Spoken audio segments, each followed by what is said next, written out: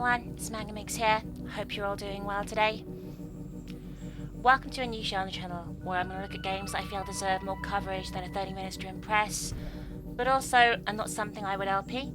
There are tons of indie games out there of all genres, and I strongly believe at the moment the creativity of the industry is firmly in the hands of indie devs. And really I want to showcase as many of these games as possible, especially if they catch my eye.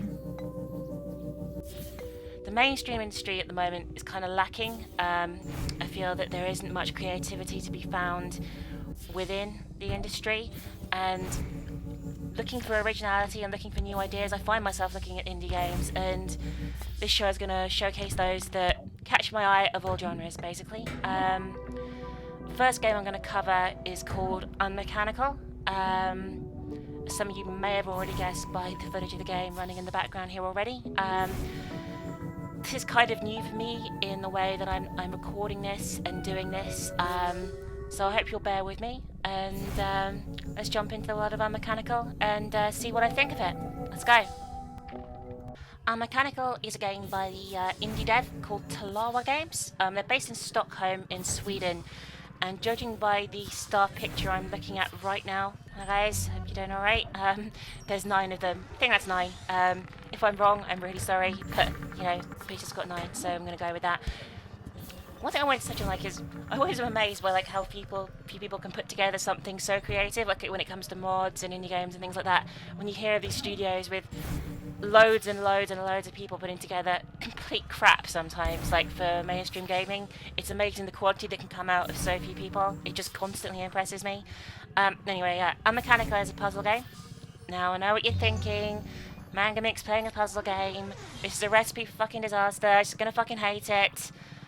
But oddly enough, when I'm not under the pressure of LPing something, I can actually take my time and cool off and think about things which I feel I can't do while I'm recording an LP. I actually do enjoy puzzle games. It's not always a recipe for disaster to have me playing a puzzle game. In Unmechanical, you basically you play this little robot dude. You can probably see him on screen now. He is so fucking cute. I never thought I'd find a little robot that adorable, but he actually is pretty cute. And one day he's out chilling, he's relaxing with all his robot friends. He's like, you know, it's gonna be a great fucking day to be a little robot with a helicopter attached to my head. And suddenly he finds himself separated from the group, lost underground, and he's in this weird ass underground complex, all alone. What's going to happen? I don't know! Let's find out! Now, the first thing I'm going to touch on is the game's environments. I say that it was a weird underground complex. This is no fucking exaggeration. This is one weird-ass complex. It's unique to say the least, is probably the best way of putting it.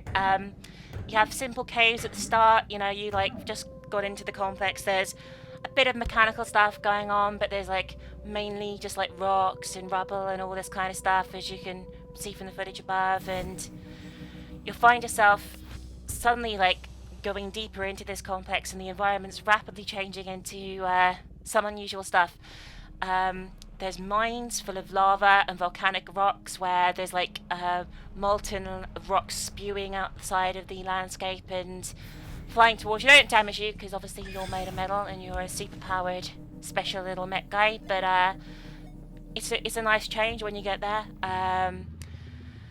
The underwater sections are amazing. They're beautiful, almost haunting, I'd say, and it's a big descriptive word, but they really are. They're lonely, they're dark, they're fucking brilliant. And there's also strange organic sort of areas later on as well, where the walls seem to be alive. You could almost be inside some living organism, it's eating you almost. It reminded me of Star Wars when they get stuck inside the gigantic worm thing.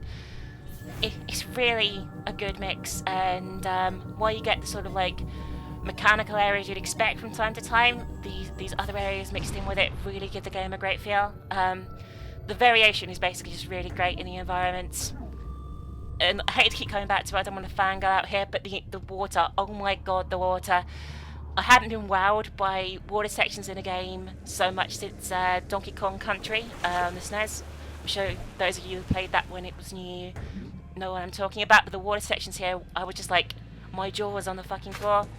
The graphics might not be the best ever, but they do the job for what they are, and the game looks pretty good. It has all all the latest resolutions, as it were, and is fully optimized for the PC. Well, it's really good stuff. I just love the game's environments. They're fantastic. Now, as I said originally, this is a puzzler, so there's a lot more to it than varied environments that I was just fangirling out over. You hover through loads of different puzzles. There's a wide variety here, but you have a primary goal. There's like a hub area which appears to have an organic heart floating in the centre of it, and your main goal is to find 4 gold orbs throughout the complex, which you can then attach to the heart. Every time you attach a new orb, it opens up new areas of the complex, and ultimately it will open up the way to one of 2 different endings. There is like a decision to be made at the end of the game which will affect the ending you get, and it's nice to have that in a puzzle game, if I'm honest with you. I mean, while I sometimes find it irritating when a game has like a billion endings and everyone asks to see them all, it's nice when I'm playing a game myself to have, you know, the choice. And it's both the endings are actually pretty good. I was quite satisfied for them for the puzzle game. Anyway, so you attach these orbs, and the goal for the meat of the game is to find these orbs throughout the complex, and you progress through different areas by solving puzzles to ultimately reach the orb that you're looking for. That's pretty much it. That's where the meat of the game lies. So we're going to look at some of my favourite puzzles from the game now, and show you the sheer variety that lies within them. Let's have a look now. So first up here we have a Simon Says puzzle. It's simple enough. Everyone knows a fucking Simon Says game. They've got those little things you got as a kid, or you played it on a computer or something with the flashing lights, and it goes and you mimic what the light showed. In this one, it's like light bulbs, and you pull various switches to mimic what the light bulbs show. I'd been under the assumption at the time that the puzzles would lack variety, as it were. I thought they'd be very much physics puzzles and machine puzzles, and while those are in the game, there is a lot more. And when I first came across this puzzle, I was like, yeah, hopefully there'll be like a lot more differing puzzles within the complex, and it was just really good to see this one, however simple it was. It's quite an easy early on puzzle. As soon as I saw it, I was like, yeah, it's good to know that there's going to be a bit of variety here, and I couldn't wait to see what came next. So later in the complex you come across various sections with mirrors, and you have to use the mirrors to reflect the light. It's like a simple light bending type thing at first, but they get very complex as you go on, and I admittedly struggled here quite a while. I was like pretty thrown by what you had to do with one of the later light bending puzzles. One thing I like though is, even though if you hit the beams you don't like die, it's not like fucking Resident Evil 5 where you sort of melt if the beam touches you. Your little robot can fly into those beams and absorb as much of the blinding heat as he can. The light you reflect is basically used to heat up various parts of the complex, which in turn triggers mechanisms, opens doors, that kind of thing. And it's really nice. It's at first appears simple, but rapidly gets a lot more complex than you'd probably expect from this type of puzzle, and it's fucking awesome stuff. So moving deeper into the complex still, you have puzzles that require actual skill rather than working out. Now, I was nervous about this at first. I must admit I got quite frustrated here because, as everyone knows, I lack any kind of skill at video games. Basically what you have to do here, as you can probably see by my fails on screen at the moment, is there's one of the golden orbs that you need, and you have to guide it through a room with electrified walls. Now, you do this by applying different degrees of pressure off and on to the switch above the rim, and this makes the ball go up and down as it goes through the room. However, if it touches any of the walls, the ball bounces back to the start because the walls are electrified, and you're basically fucked and have to start all over again. I know it's like more similar to the helicopter game, but this made me think of those fairground stalls where you can't touch the copper wire, otherwise the little buzzer goes off and you have to start again. They were like my greatest nightmare as a child. I fucking hated them, and this was like, oh my god, but it was so satisfying when I actually managed to achieve it and get the ball through. And I did the second one surprisingly easy once I got used to the first one, so yeah, this was really good. Having skill-based challenges really adds to the variety as well. Okay, so the final puzzle we're going to look at is the one I probably thought was the most unique, although there's plenty I haven't shown here. some of you probably don't know this about me, but I'm like a qualified music teacher. Well, I don't do much to do with music these days. I considered myself reasonably good at music until I came to this puzzle. Basically, there's these speakers and the sound plays out the speakers, and you have to use the switches to mimic the sound. I struggled here. I guess my hearing isn't what it used to be. I'm getting old. But yeah, you have to mimic the speakers, and it's a cool little puzzle.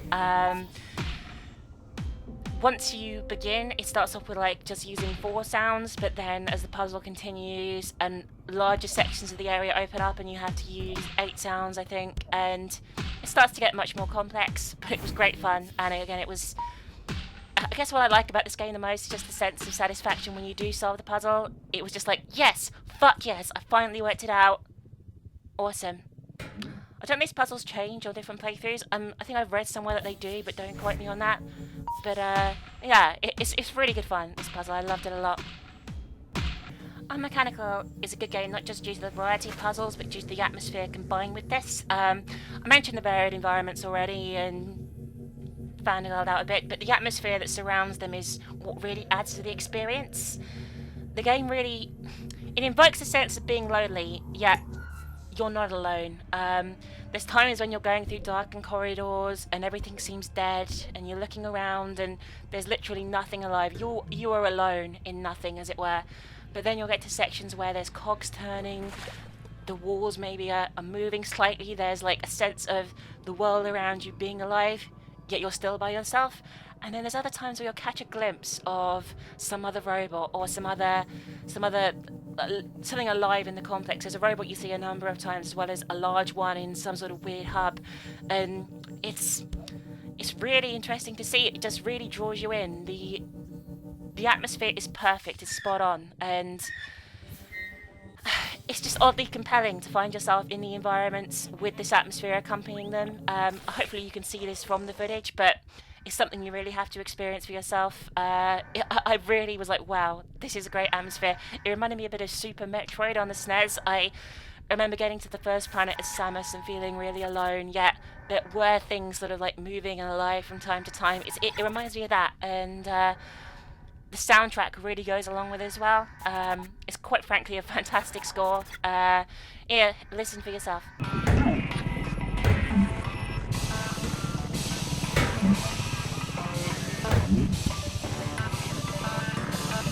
It really does kick ass, and it suits the game down to a fucking T. Absolutely amazing stuff. I love it. Did I find any flaws with Unmechanical? Maybe 1 or 2 of the puzzles, or maybe a little more than that, I found a little cryptic and I had to resort to cheating on. I'm not good with shapes and I'm not good with colours, but I think this is more to do with me being incompetent rather than an actual issue with the game.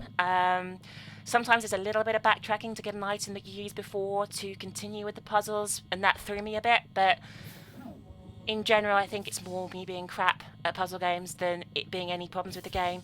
I maybe had 1 or 2 instances where I got really frustrated, but I think most people are probably better at puzzle games than me.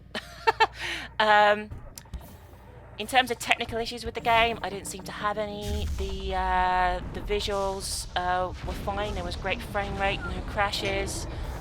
Everything worked well, which is great. And to be honest with you, I was just surprised how much I enjoyed Unmechanical. I thought I think it was okay, but I really did like it a lot. It's unique, it's fun.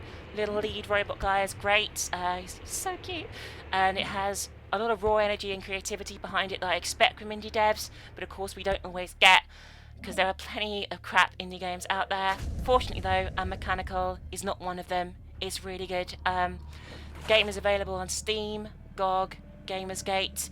Probably takes about 3 hours to complete, I reckon, thereabouts. Maybe longer if you're incompetent like me, maybe a bit less if you're amazing. It just depends. I believe it's on OnLive too. Check out the Steam and GOG links below if you want to give it a whirl for yourself. If you like puzzles and atmosphere, this really is a gem. And even if you're someone who doesn't normally like puzzle games like myself, it really is worth checking out because it's something I thought was pretty unique. Maybe I haven't played that many puzzle games, but I thought this was a really good puzzle game. So check it out. Unmechanical. It's awesome. Bye for now.